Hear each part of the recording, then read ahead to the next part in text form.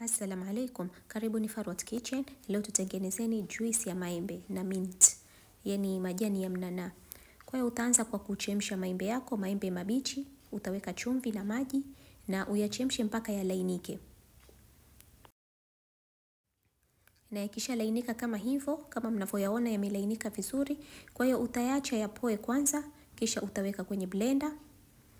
Utaweka maembe kwenye blender, pia utaweka mint, utaweka tangawizi, na tangawizi yangu nili grate ndio iwe rahisi kusagika.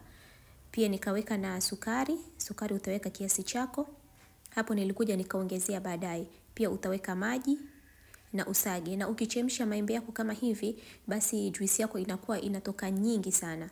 Yani inakuwa nzito na unapata juisi nyingi sana.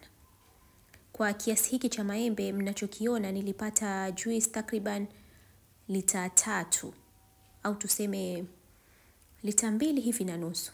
Yani ilitoka juisi nyingi sana na ilikuwa nzuri. Kwa hiyo baada ya kusaga utachuja kama hivyo mnavyoona. Utaweka kwenye friji na uiserve ikiwa baridi. Asanteni sana kwa kuangalia video hii. Tafadhali msisahau kusubscribe. Kwaherini.